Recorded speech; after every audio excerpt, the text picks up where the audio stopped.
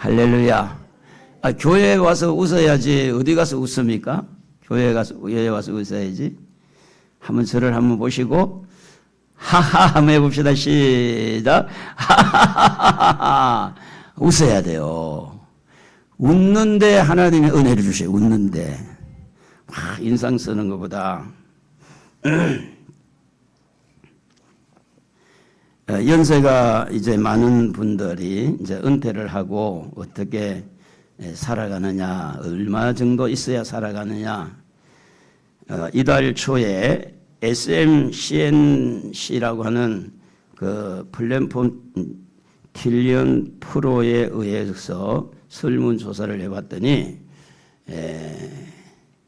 이 연세가 있어서 이제 은퇴를 하고 어느 정도 돈이 있어야 살아갈 수 있을까, 부부가. 그래서 20대에서 60대 사이에 1584명을 조사를 해보니까 42%가 300만 원은 있어야 살아갈 수 있다. 이렇게 나왔고, 그 다음에 이제 많았던 대답이 그래도 한 500만 원은 있어야 살아갈 수가 있다. 조금 더 이제 이제 한 30% 되는 사람들은 그래도 월 한 700만 원 있어야 살아간다. 우리의 삶의 수준이 옛날 같지 않고 레벨이 지금 많이 올랐다는 거예요, 지금.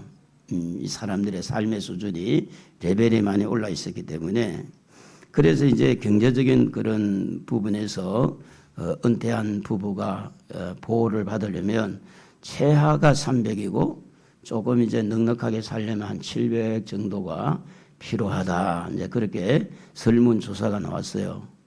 그래서 이제 노후를 어떻게 할 거냐 이런 관심을 많이 가지고 노후연금을 들기도 하지 않습니까? 그런데 이제 노인들만 그런 게 있는 게 아니라 청년들도 지금 많은 고민이 된다고 그래요. 그래서 고용 불안에 대한 그런 경제적인 어려움, 이 경제적인 그런 미래의 불확실성 때문에 청년들 또한 이런 염려가 있고, 주거 문제, 집을 사야 되겠는데 그게 뭐 그냥 1, 2푼 갖고 되질 않잖아요. 그러니까 이 주거 문제는 계속해서 청년들의 그 머리에 맴돌고 있고, 그리고 정신적인 스트레스, 학교를 다니는 학생들은 진로에 대해서, 또 청년들은 취업에 대해서 스트레스를 받고 있다는 겁니다. 그리고 이제 미래에 대해서 불확실성 때문에 뭐 요즘에는 IA라고 하는 이 부분에서 많은 발전이 앞으로 될 텐데, 그러면 이제 청년들이 일자리가 많이 사라지게 되고 전부 다 이제 기계적으로 이렇게 되다 보니, 그러니까 이제 걱정을 안 할 수가 없어요.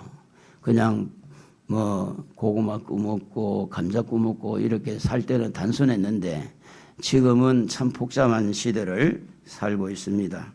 뿐만 아니라 이런 구조적인 그런 상황에서 이 청년들이 이렇게 사회생활할 때 많은 이제 차별을 받게 된다는 겁니다. 경제적인 능력이 없으면 없는 대로, 또 자기의 어떤 개인적인 기능의 재능이 모자라면 모자란 대로 차별을 받는다는 겁니다. 그런 면에서 노년들도 경제적인 보호를 받아야 되지만 청년들도 다방면에서 보호를 받아야 된다는 그 보고가 남아 있습니다. 어떻게 보면 우리는 태어나는 그 순간부터 우리는 하나님의 보호, 또 부모의 보호 속에서 우리가 지금도 살아가고 있는데, 이 사람이 응애하고 태어나는 그 순간부터 마치 광야에 태어나는 나무 한 그루처럼 우리가 이 세상에 사는 것이 어떻게 보면 광야와 같습니다. 가끔 이제 운동을 하다 보면 우리가 이런 산에 가지 않습니까? 요 옆에 여기 산이 범박산이라고 그러고, 이쪽에는 좀 가다 보면 여기 그 소래산이라는 높은 곳이 있습니다. 이 소래산에 올라가 보면 그 소래산에 그 높은데 나무가 있고, 나무를 다 없어진다 해도 거기에 농사 짓는 곳이 아닙니다. 그런 데서 산다는 것은 쉽지 않습니다. 그러니까 어떻게 보면 인생이 태어나는 순간에 광야에 태어난 것과 같이 광야에는 사람이 살지 못하는 쓸쓸한 곳이고, 그리고 이제 그곳에는 뱀이라든지 어떤 사나운 짐승들이 이렇게 도적이 또 있을 수가 있고, 이런 가운데를 우리는 광야라고 그렇게 말을 합니다. 광야에는 밤이면 너무 춥습니다. 그리고 낮에는 너무 덥습니다. 그래서 낮에도 보호가 필요하고 밤에도 보호가 필요한 것이 광야라는 것입니다. 늙은 사람은 늙은 대로 보호를 받아야 되고, 또 젊은 사람은 젊은 사람대로 보호를 받아야 됩니다. 그래서 우리 인생은 어떤 면에 보면 보호를 받을 수밖에 없는 환경에 태어나고, 보호를 받을 수밖에 없는, 보호를 받아야만 되는 그런 환경에서 성장하고 자라고 있다고 하는 겁니다. 자, 이런 가운데서 우리가 살다 보면 질병이 들기도 합니다. 우리 믿음의 사람들은 시험에 들기도 합니다. 때로는 고독이 우리를 괴롭히기도 하고 우울증이 우리를 괴롭히기도 합니다. 그렇기 때문에 다른 사람 볼 때는 멀쩡해 보이는데 속은 다 멍들어 있는 겁니다. 밖에 가서는 하하하하 웃고 있는데 집에 와서는 늘 외로움에 처해 있고 또 우울증에 빠지는 수도 있는 것입니다. 사람을 만나서 막 너무 많은 대화를 하는 사람들 치고 나중에 집에 가면 더 허전할 수밖에 없습니다. 근데 왜 그러냐면 보호받아야 되는데 포인트를 잘못 잡은 거예요. 사람하고 막 대화하면 보호를 받을 줄 알았는데 그게 아니더라는 거예요. 어떤 사람은 막 돈을 열심히 버는데도 불구하고 마음은 여전히 허전한 거예요.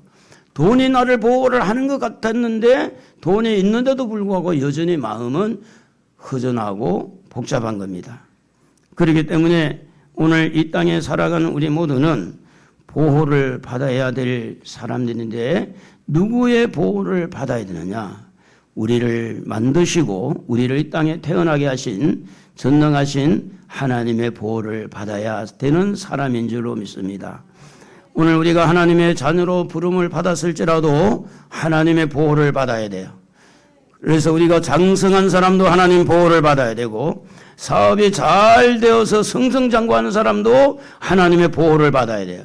그리고 사업에 실패를 하고 낙심 가운데 있는 자도 하나님의 보호가 되어야 거기에서 일어날 수가 있는 것입니다.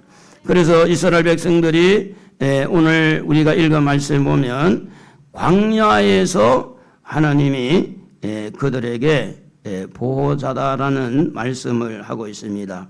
10절에 보면 여호와께서 그를 항구지에서 짐승이 부르짖는 광야에서 만나시고 그렇게 되어 있습니다. 이스라엘 백성들을 40년 동안 그들을 광야와 같은 집을 지었습니까? 천막 생활했으니까. 계속 이동하며 살았으니까. 그들이 무슨 땅을 파고 농사를 지었습니까? 그러지 않았습니다. 그냥 메마른 땅에서 천막 쳐놓고 하나님께서 그들에게 만나를 주시고 메추라기를 주고 물이 없을 때 물을 주고 또 고기가 없을 때는 고기를 주고 이러면서 그들을 보호하시고 만나 주시는데, 낮에는 너무 뜨거우니까 어떻게 해요? 구름을 가려서 그늘을 만들어 주시고, 밤에는 너무 추우니까, 이번에 여러분 꽃샘추위가 대단했죠? 어제 그저께 대단했잖아요. 바람도 막 심하게 부니까 겨울이 다시 온 것 같고 그렇잖아요. 그런데 우리 옷이 좀 두꺼워지고 그렇게 이제 우리를 이렇게 보호하시는데, 사실은 여러분 날씨를 조성하신 분도 하나님입니다. 그리고 하나님이 우리를 보호해 줘야 돼요. 그리고 여러분 머릿속에 부모가 나를 보호하는 것보다, 돈이 나를 보호하는 것보다 하나님이 나를 보호하신다고 믿어야 됩니다. 그 생각이 자꾸만 그쪽으로 가야 돼요. 하나님 나를 지켜줘야 된다. 하나님 나를 만나주시고 하나님이 나를 보호해 주셔야 된다. 이 생각이 자꾸 만들어지는 그 순간에 하나님이 도움이 여러분에게 가게 됩니다. 건강도 마찬가지입니다. 물질의 세계도 마찬가지입니다. 하나님이 도우셔야 됩니다. 그래서 오늘날도 이런 광야와 같은 이 세상에 살아가는 우리들에게 하나님은 이 말씀을 가지고 보호자 되시는 하나님에 대해서 말씀을 하고 있습니다. 여러분 여기에 보면 어떻게 기록이 되어 있습니까? 야곱에게 찾아오신 하나님. 여러분 다시 한번 9절을 한번 읽어볼까요? 9절. 9절을 한번 읽어봐요. 다 같이 여호와의 분깃은 자기 백성이, 여기 분깃이라는 말은 뭐냐면 하나님의 몫을 말합니다. 소유. 분깃이라는 거, 하나님의 소유, 하나님의 목, 하나님의 것, 하나님의 것이라 하나님의 분깃은 자기 백성이라, 하나님 백성이 하나님 분깃이죠. 근데 그 뒤에 어떻게 됐냐면 야곱은 9절에 보면 야곱은 뭐라고 했어요? 야곱은 그가 택하신 기업이로다 이렇게 말합니다. 여러분 야곱 하면 우리가 선입견 있잖아요. 형 에서에게 팥죽 한 그릇으로 장자권을 빼앗고 아버지를 속이고 축복권을 이렇게 빼앗은, 그래서 야곱이라는 그 이름의 뜻은 찬탈자라는, 찬탈자. 형의 축복을 찬탈했다, 빼앗았다. 그리고 속이는 자, 아버지를 속이고 형을 속이는 자, 그 뜻을 가지고 있는 것이 바로 야곱이라고 하는 겁니다. 그래서 이 야곱은 욕심쟁이고 축복을 너무 갈망한 나머지 거짓말을 해서 축복을 가르치는 이런 이삭을 속이고 그렇게 하는 비겁한 모습을 가지고 있는 이 야곱이 오늘 읽은 말씀에 보면 하나님의 몫이다, 하나님의 소유다.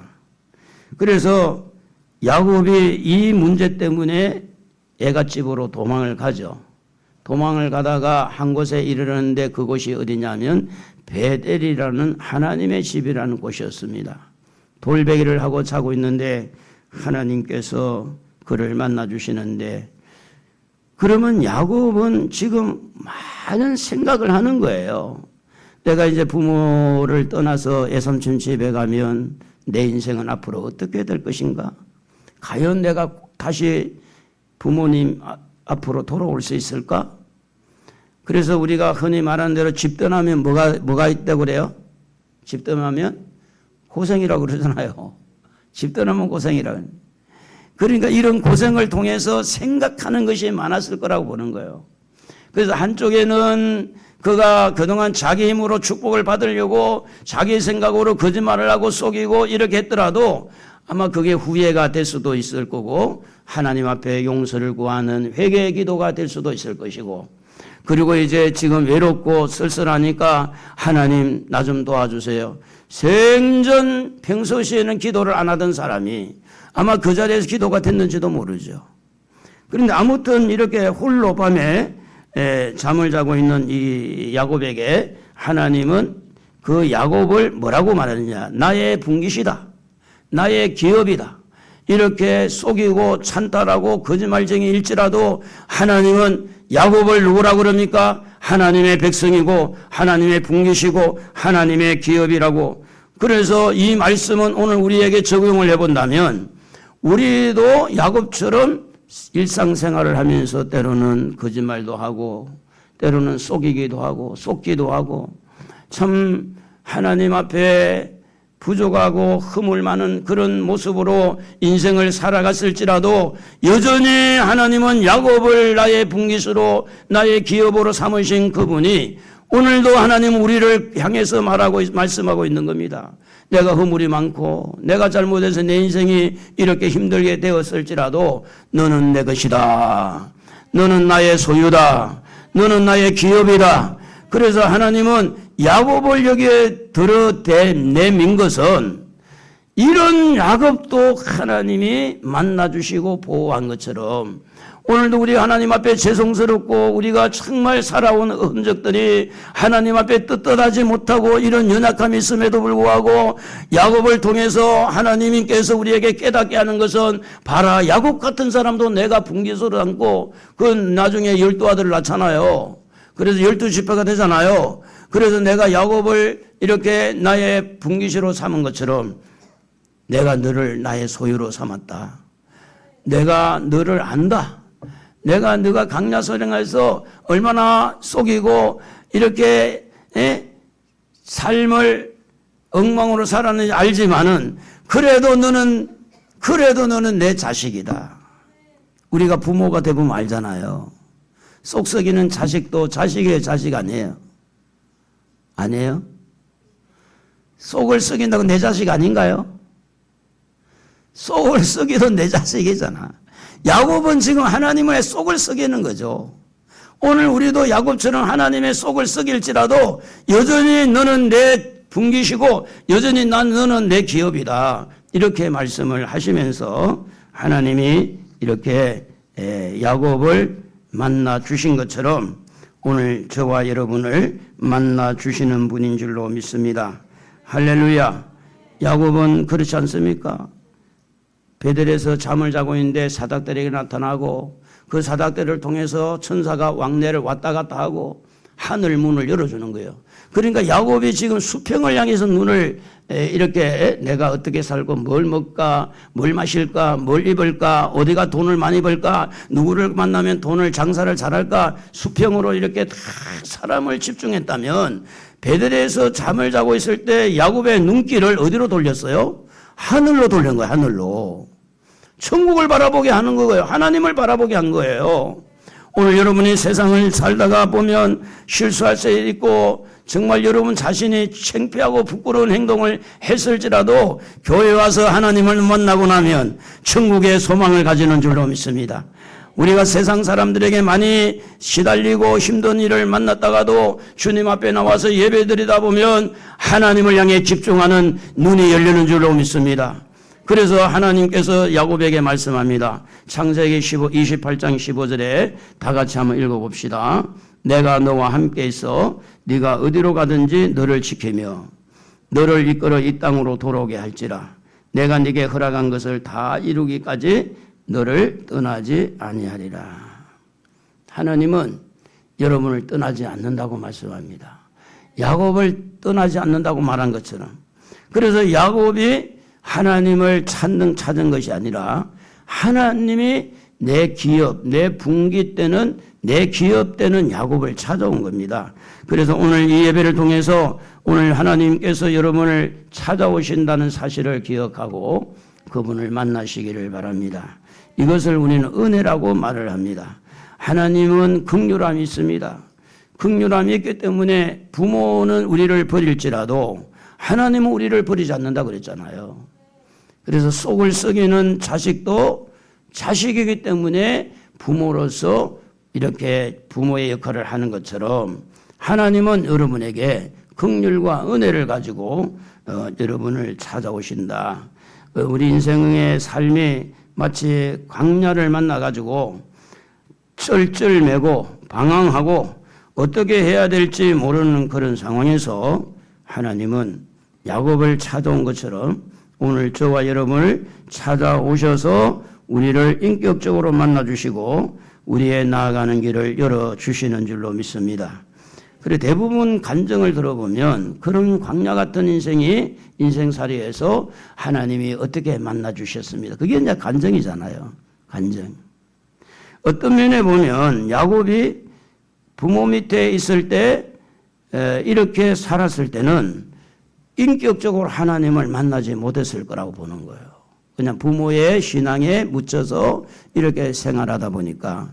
그런데 이제 집을 떠나는 그 순간부터 두려움과 공포와 무서움과 외로움과 여러 가지 상황들이 있으니까 그때 하나님께서 그를 찾아오심으로 인격적으로 만나게 됐는데 우리가 말하는 대로 청년 때에 젊어서 고생은 정말 나중에 가서 좋다 이제 이런 이야기를 하잖아요.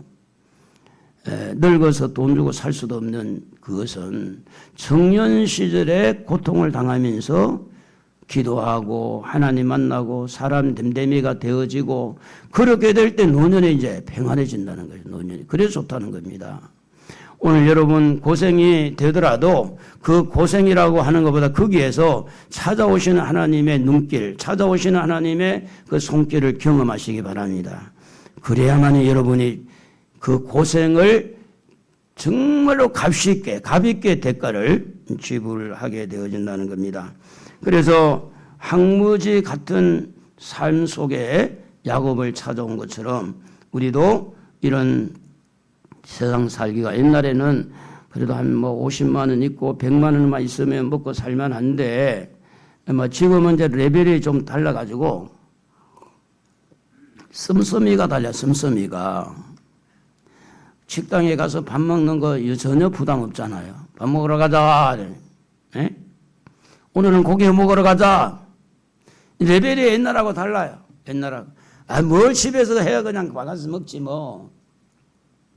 그러니까 이제 씀씀이가 다르다 보니까 그만큼 많은 경제력이 있어야 된다는 거죠.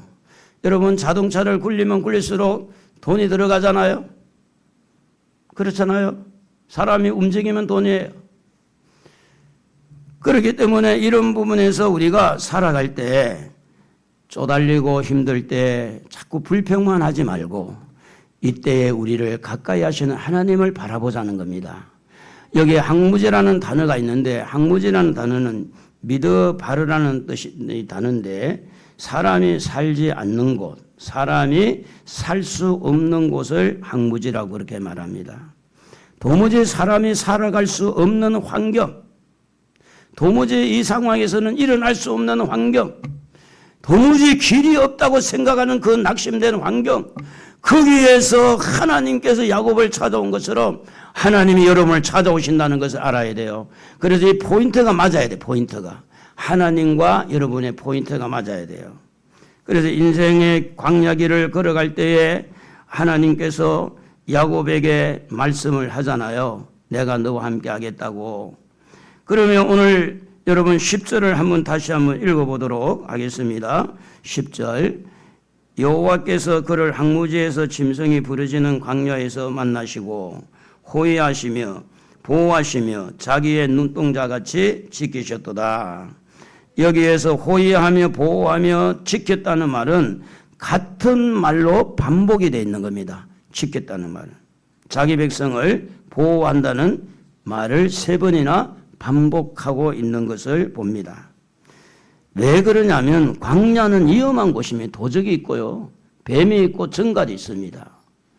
여러분 지금 다단계를 많이 하지만은 다단계 속에 많은 목사님들이 다단계 속에 장로님들이 다단계 하는데 가보세요. 장로님, 권사님 수없이 맞는 이유가 뭡니까? 그들이 하나님의 백성이라는 거예요. 그 하나님의 백성들이 지금 힘들게 산다는 이야기를 하는 거예요.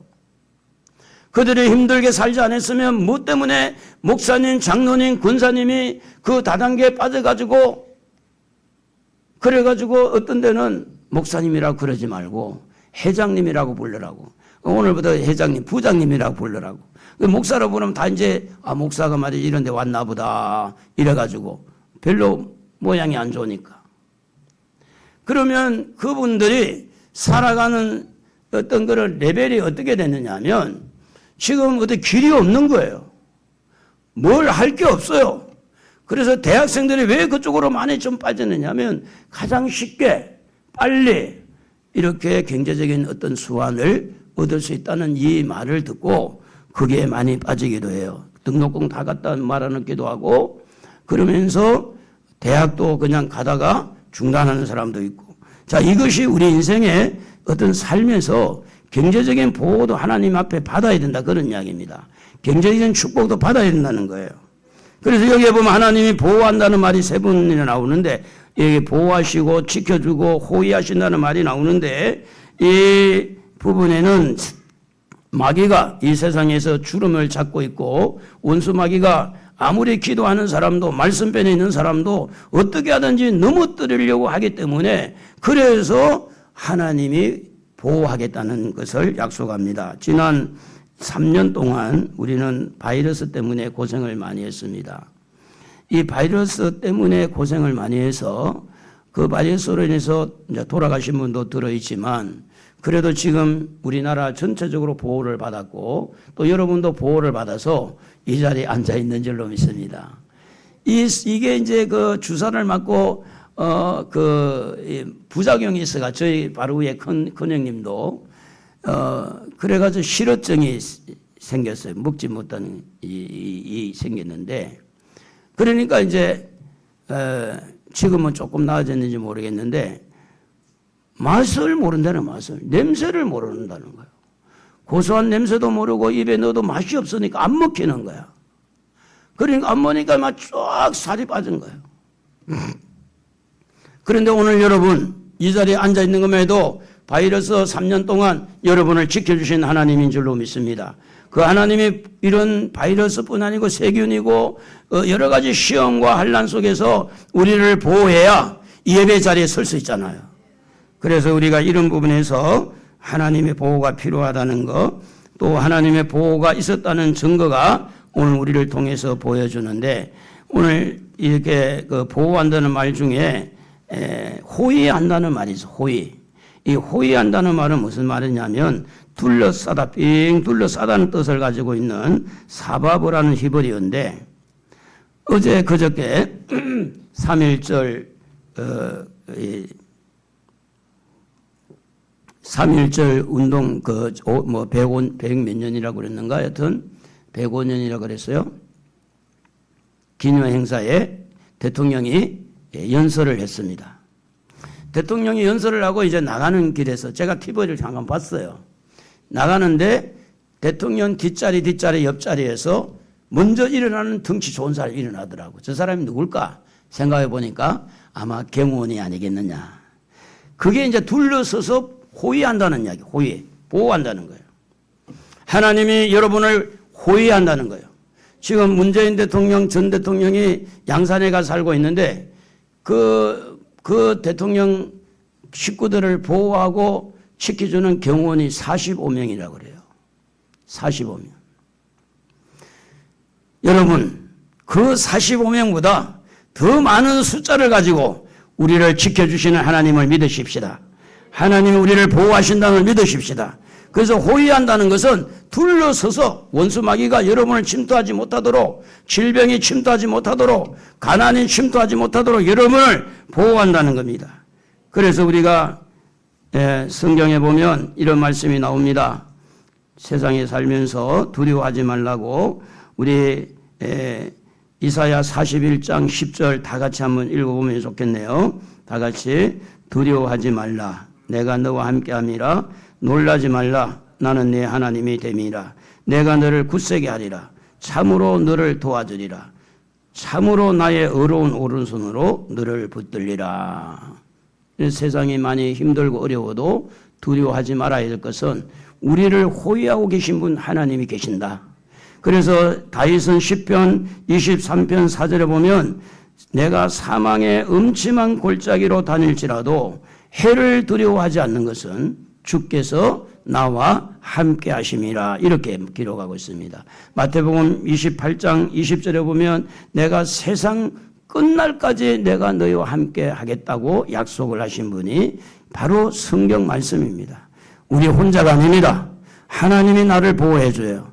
여러분 남편이 여러분을 보호하는 게 아닙니다. 여러분의 자녀들이 여러분을 보호하는 게 아닙니다. 우리 하나님이 우리를 보호하는 겁니다. 우리 자녀들도 우리 남편들도 하나님이 보호해 주셔야 됩니다. 성경은 그것을 가르치는 거예요. 이스라엘 백성들이 아람 나라하고 전쟁을 자주 했는데 아람 나라와 전쟁할 때 항상 이스라엘이 이겼습니다. 그래서 아람 나라에서 하는 말이 왜 우리는 매일 이렇게 실패만 하냐. 그랬더니 신하 중에 한 사람이 이야기를 하죠. 이스라엘에는 선지자 엘리사가 있어서 그 엘리사가 우리의 비밀을 다 알기 때문에 절대 이스라엘을 이길 수 없습니다. 그러니까 이제 아람 왕이 그 엘리사를 잡으면 되겠네. 그래서 엘리사를 잡기 위해서 이렇게 도단성을 아람 군대가 둘러쌌을 때 엘리사의 신하가, 엘리사의 밑에 사환이 걱정을 합니다. 선생님 큰일 났습니다. 지금 아람 군대가 우리 성을 포위했습니다. 어떻게 하죠? 그러니까 이 아람 나라가 그리 왔는 걸 알면서도 엘리사는 걱정을 안 해요. 걱정하지 마라. 저들이 가지고 있는 군사보다 우리가 가지고 있는 군사가 더 많다. 그러면서 열왕기하 6장 17절을 같이 한번 읽어봅시다. 뭐라고 기록되어 있는지. 여호와여 원하건대 그의 눈을 열어 사원입니다. 그의 눈을 열어서 보게 하옵소서 하니 여호와께서 그 청년의 눈을 여심해 그가 보니 불말과 불병거가 산에 가득하여 엘리사를 둘렀더라. 여기 엘리사를 둘렀더라 하는 그 단어가 호위하다는 단어입니다. 호위하다 단어. 그러니까 하나님께서 둘러서서 보호하고 있다는 겁니다. 그래서 불말과 불병거가 엘리사를 호위하고 있기 때문에 이 아람 군대 사람들이 하나도 화살 하나도 엘리사를 향해서 쏠 수가 없었어요. 왜냐? 불병거를 이렇게 막고 있기 때문에.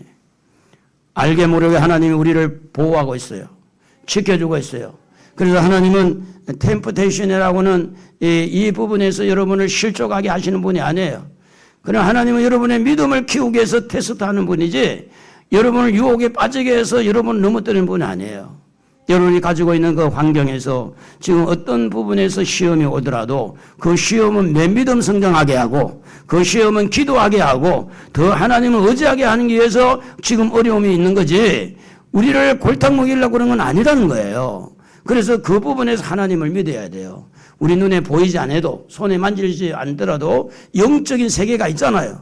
그 영적인 세계에서 천군 천사로 이렇게 둘러서서 우리를 지켜주고 보호하고 있는 거예요.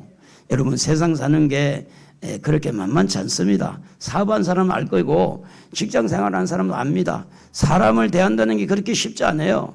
그런 틈바구니 속에서 여러분의 믿음을 지켜주신 분, 여러분의 건강을 지켜주신 분 하나님이 계시기 때문에 여러분을 보호하고 지켜주신 것입니다. 그러므로 사랑하는 우리 성도 여러분, 하나님이 여러분을 호위하시고 있다는 것을 믿으시기를 바랍니다. 시편 이사야 31편 5절에 보면 새가 날개치며 그 새끼를 보호한 같이 나 만군의 여호와가 예루살렘을 보호할 것이라 이렇게 말씀을 했습니다. 하나님이 보호하신다. 하나님께서 예루살렘을 보호하는 것처럼 오늘 저와 여러분을 보호해 주시는 분이라는 사실을 믿으시기 바랍니다. 그래서 우리 그분을 뭐라고 말합니까? 하나님은 나의 목자라고 말하죠. 여호와는 나의 목자시니 내게 부족함이 없도다. 우리 한번 가족 찬양 254장 한번 불러보도록 하겠습니다.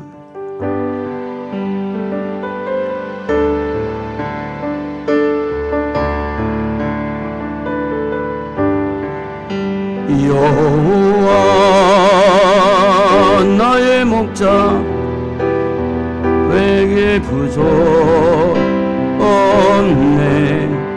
푸르른 초장 위에 나의 몸 누이시네. 선한 목자 오 나의 목자여 생수가 넘치는 곳 날 인도하시네.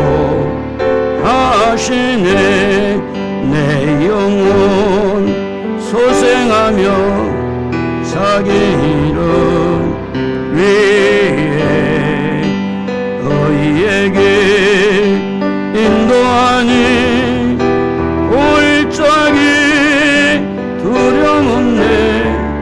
선한 목자 오 나의 목자여 생수가 넘치는 곳 날 인도하시네. 운전을 하다 보면 요즘의 날씨는 참 조심을 할 수밖에 없죠. 살얼음이 어는 경우도 있고 물이 고여서 얼음판이 있는 경우도 있고, 그래서 오늘 운전을 해야 될까 말아야 될까 두려움으로 올 때에 우리는 어떤 마음으로 운전을 해야 되느냐? 하나님 나를 지켜주신다. 하나님이 나를 보호하신다.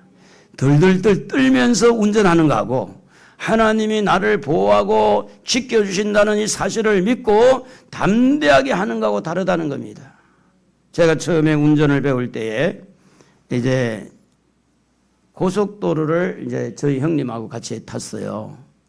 그래서 이제 형님이 하는 말이 고속도로를 한번 타면 담력이 생길 거라고 말하더라고요. 그러니까 막 고속도로를 탔는데요. 얼마나 핸들을 꽉꽉 잡았든지 몸살 날 정도로 잡은 거야. 속도가 80 나가고 뭐 시내에서 뭐 30, 40 하다가 80 나가니까 얼마나 빨라요. 그러다가 이제 100km 나가니까 막 날아가는 것처럼 느껴지는 거예요.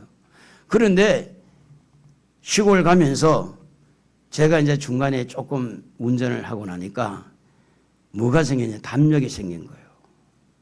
불안하고 초조할 때 하나님을 믿고 우리의 인생의 운전을 계속 해 나가야 됩니다. 전진해 나가야 돼요. 될까 말까가 아니고 될 거다 믿고 앞으로 향해 전진하는 겁니다. 그게 믿음이에요. 해보지도 않고 덜덜 떨고 나는 못하는가 봐. 해보지도 않고. 정주영 회장님이 하는 말이 있잖아요. 해보기는 해봤어? 해보지도 않고 그렇게 말하지 말고 해보기는 해봤냐고. 오늘 여러분의 앞에 놓여있는 산적한 문제 앞에 하나님을 의지하기를 바랍니다. 하나님이 함께합니다. 하나님이 지켜줍니다. 승리의 길을 향해서 우리는 뻗어나가야 됩니다. 생육하고 번성하라고 그랬어요. 그리고 이제 10절에 보니까 보호하시며 그랬습니다. 여기에 보호하다는 말은 빈이라는 단어인데 이해하다, 지각하다. 하나님께서 우리를 충분히 우리 연약함을 이해하고 우리의 삶의 행편을 전부 아시면서 우리를 보호한다는 겁니다. 오늘 여러분 광야 생활에서 말씀했듯이 낮에는 구름, 밤에는 불기둥, 이것은 하나님이 이스라엘 백성들의 그 형편을 이해를 하고 그들을 보호한 거예요. 밤에 너무 추운데 더 춥게 만들면 그게 안 되죠. 뭐 이해를 못한 거죠. 낮에 너무 뜨거운데 그냥 불기둥으로 계속 해놓으면 더워서 어떻게 살 거예요. 오늘 여러분의 형편을 아십니다. 연약한 형편을 아십니다. 여러분이 가지고 있는 질병도 아십니다. 지금 여러분이 머리를 이렇게 수건을 싸매고 골머리를 아파하고 힘들어하는 그것도 하나님이 아십니다. 그거 아시면서 깨달으면 지각하면서 여러분을 보호하신다는 겁니다. 그래서 여러분 우리가 어떻게 하든지 하나님을 인정하며 사시기를 바랍니다. 하나님은 여러분을 전부 다 행편을 다 꿰뚫어 보고 계시기 때문에 그리고 이제 자기 하나님의 눈동자와 같이 우리를 지켜주신다고 말씀을 했습니다. 이 눈동자는 굉장히 예민합니다. 조그마한 이물질이 들어와도 이 눈동자는 그냥 있지를 않습니다. 눈동자는 티끌이 들어오면 그것을 빼내기까지 이 눈이 떴다가 감다가 그래 신경을 쓸 수밖에 없습니다. 가장 신경이 많이 모인 것이 눈 아닙니까? 그래서 어떤 경우에도 눈을 잃으면 안 된다. 눈. 우리 막내 아들이 지금 부산에 가 있지만 군대 가서 철사에 무슨 일을 하다가 철사를 딱 끊었는데 철길에 뭐 짐 풀라 그랬는지 철사를 딱 강철을 끊었는데 그 철사가 튕겨가 눈을 찌른 거예요. 그래서 제가 이제 화요일인가 우리 여기 전도 그때 이제 전도팀들이 와서 전도하고 여기 개소리 가서 식당에 가서 밥을 먹고 있는데 전화가 왔어요. 아빠, 나 눈이 안 보여. 그래. 그 왜 그러냐? 철사에 찔렸다는 거예요. 이제 완전히 염증으로 다 눈을 덮은 거예요. 그래가 중대장하고 통화를 했어요. 그러니까 중대장이 아니 내일 보내줘 그러는 거예요. 당신이 뭔데 내일 보내냐고. 내가 호통을 쳤어요. 그때 목사님 다 옆에 있는데. 그래가지고 이제 아이고 그러면 버스 타고 보내. 버스는 무슨 버스냐? 택시 태워가 당장에 보내라고. 그래가 막 호통을 치니까 중대장이 그냥 이제 중대장 젊은 사람이잖아요. 27, 8 이 젊은 사람이니까 뭘 잘 모르죠. 다른 데가 다쳤다면 내리라 돼요. 눈동자는 시간 분초를 다투는 건데 아는데. 그래서 이제 제가 이제 그때 당시에 우리 교회 나왔던 집사님이 서울대병원에 예약을 할까요 묻길래 아니다. 내가 자주 가는 세브란스로 가겠다. 그래서 세브란스를 정해놓고 빨리 애를 세브란스로 보내라. 택시 해서 내가 돈 다 줄 테니까 택시에 보내라. 그랬더니 이 중대장이 신경을 쓴 거야. 그 이제 사람 하나 붙여가지고 자가용에다 태워가지고 온 거예요. 그 당시에 그래가지고 노예 알려져가지고 노예 목사님들이 또 기도하고 그러면서 이제 치료를 하는데 제가 이제 옆에 가 있었잖아요. 세브란스 병원에. 그래서 이제 밑에 요즘에 뭐 데모하는 전공의들, 이 린턴들 이렇게 옆에 두 사람 전공의들 딱 두고 봐라 이거 봐라 보이네 안 보인다는 거야. 이제 의사 눈에는 보이는데 이들은 이제 배우는 사람 안 보이는 거예요. 그래서 이제 이 안에 지금 끝풀 안에 염증이 있기 때문에 이렇다. 그래서 이제 내가 지금 저보고 하는 말이 좀 독한 약을 투여하겠습니다. 그 이해를 하시라고. 그래가지고 이제 되는데 그분이 하는 말이 이런 거예요. 조금만 가운데로 들어갔으면 눈을 잃어버렸대요. 그리고 염증이 하루만 늦었어도 염증은 덮어져가지고 눈을 잃었다는 거예요. 그게 이제 뭐냐면 하나님의 보호라는 겁니다. 정말로 정중하게 안 부딪힌 것도 하나님의 보호고, 그 염증이 퍼졌을 때 선택할 때 어느 병으로 선택할 거냐, 어떻게 할 거냐 말 한마디 그때까지도 잘 몰랐어요. 지내놓고 보니까 하나님이 그렇게 인도하신 거예요. 그 노예 목사님들이 전부 위에서 기도하고. 여러분, 눈동자는 너무 중요한 부분입니다. 하나님의 눈동자가 우리를 지켜준다는 거였어요. 여러분은 하나님의 눈동자입니다. 하나님이 자기 눈동자처럼 우리를 지켜주시는 분이에요. 그 하나님을 믿으시기를 바랍니다.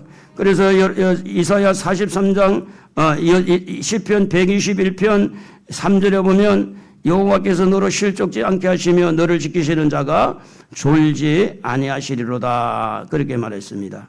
그래서 여기에 지킨다는 말은 니차르라는 단어인데 이 말은 뭐냐면 보초를 서면서 지킨다, 이런 뜻이 있어요. 보초 서면서. 군대에서 가장 중요한 경계잖아요. 경계에서 보초 서다가 잘못하면 징역 가요. 그러나 전쟁하다가 실패하면 징역 안 갑니다. 그만큼 보초가 중요한 거예요. 하나님 우리를 지키기 위해서 늘 보초로 서 있다. 그 하나님을 믿어야 돼요.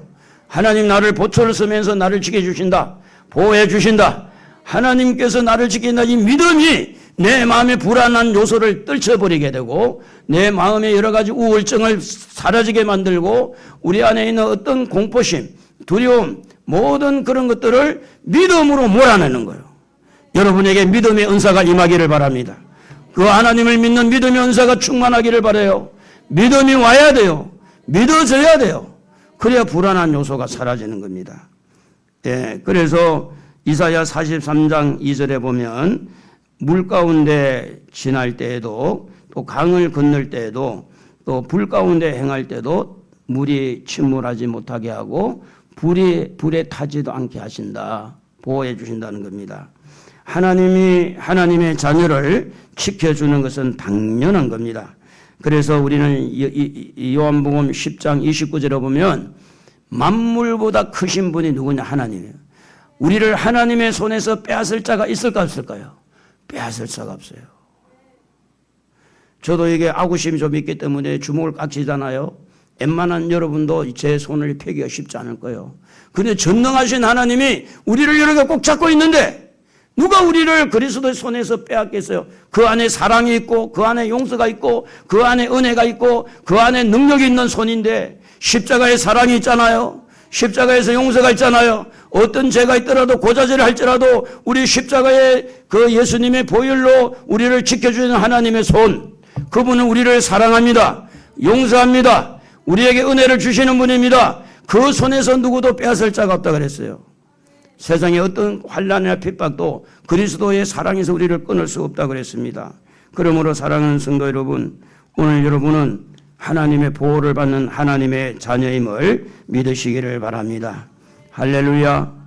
그래서 오늘도 우리는 출애굽기 40장 3절에 보면 구름이 불이 인도하시는데 어떻게 기록이 됐느냐 하면 구름이 성막 위에 떠오를 때는 이스라엘 자손이 그 모든 행진하는 길에 앞으로 나아갔고 37절에 보면 구름이 떠오르지 않을 때에는 떠오르는 날까지 나아가지 아니하리라, 이렇게 되어 있어요. 하나님의 인도를 받으십시다. 할렐루야. 주어가 하나님이 돼야 돼요. 여러분이 하는 업적, 하는 직장, 하는 사업장에서 하나님의 인도를 받으십시다. 하나님이 구름을 떠서 움직이면 움직이고 하나님께서 멈추면 멈추시고 하나님의 인도를 받아야 돼요. 내 마음대로 살지 말고 하나님의 인도를 받는 여러분 되기를 바랍니다. 우리는 광야 인생을 삽니다. 어떻게 하면 배를 타고 가는 항해하는 배를 탄 그 사람과 같습니다. 인생의 항해를 할 때 내 마음대로 가는 게 아닙니다. 우리는 목표가 있습니다. 천국이 있습니다. 골로새서 3장에 기록된 대로 우리는 위의 것을 찾아야 됩니다. 우리는 하늘을 바라봐야 돼요. 목적이 하늘나라입니다. 천국입니다. 그 길을 가기 위해서 우리를 보호하시는 거예요. 그기 때문에 우리를 지켜주는 거지, 천국이 없다면 하나님 지킬 필요도 없어요. 원수 마귀가 있기 때문에 우리를 지켜주고 보호하고 우리를 둘러싸서 우리를 지키는 거지, 오늘 여러분에게 여러 가지 유혹이 오고 이런 것이 있기 때문에 하나님의 보호가 필요하고, 땅을 쳐다보다가도 우리는 하나님을 바라보면서 하늘을 바라봐야 됩니다. 하늘나라가 종착역입니다.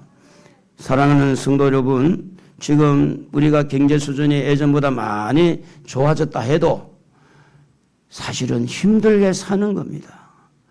어떻게 보면 지금 뭐 출산율이 0.6명, 6.5라고 그러는데, 저는 이 통계를 보면서 얼마나 지금의 사람들이 자기중심, 이기심에 가득 차 있고, 사실은 먹고 사는 문제가 아니라 지금 삶의 패턴이 얼마나 인간 중심으로 가 있는지 모르요. 자기중심.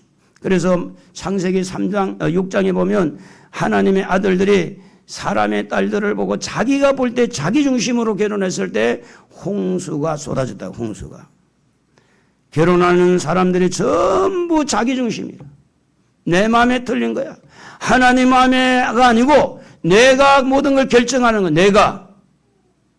옛날에, 지금은 놀랄 일이지만 양가의 부모가 정해서 결혼해라 이럴 때가 있었잖아요. 그래서 우리 그 친구 목사님 어머니도 선을 보지 않고 결혼을 한 거예요. 선을 보지 않고. 그리고 결혼을 하고 보니까 한쪽 귀가 없는 거예요. 요즘 같으면 난리가 나지, 쏘갔다고. 그냥 결혼을 하고 잘 살았어요. 선을 안 보고 부모님이 이렇게 결혼해 그러면 예 하고 하면 얼마나 좋아. 지금은요, 아니 아빠, 왜 내가 결혼하는데 아빠가 나서? 아빠가 살 거야? 아이를 낳으라 해도 아빠가 다 길러줄 거냐고, 엄마가 다 키워줄 거냐고. 얼마나 지금 자기중심으로 가득 차 있는지. 자기가 하나님이야. 말씀은 생육하고 번성하라 했지만, 말씀은 좁은 길로 가라고 그랬지만, 십자가의 길을 가라고 했지만, 말씀은 말씀이고 나는 나야. 이래서 지금 결혼을 기피하게 되고, 또 결혼을 해도 아이를 안 낳으려고 하고, 결혼을 하는 과정에도 보면 너무 자기중심으로 가득 차 있고, 그러니까 하나님이 할 일이 아무것도 없어요. 왜냐하면 자기가 다 해버리니까. 자기가 결정 다 하죠. 자기가 생각해보고 자기가 다 선택하죠. 하나님은 할 일이 하나도 없어. 오늘 사랑하는 성도 여러분, 우리는요, 하나님을 믿어야 됩니다. 나는 몰라도 하나님 아신다고. 하나님이 정해주시면 아멘으로 받아들여야 됩니다. 하나님이 주어가 돼야 됩니다. 그게 우리는 광야에서 하나님의 보호를 받는 비결입니다. 그래서 아무리 어려운 여건 속에서도 하나님이 도와주시면 길이 있습니다. 할렐루야.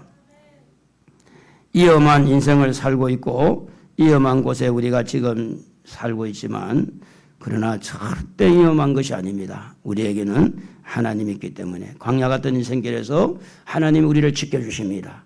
둘러서 우리를 보호해 주십니다.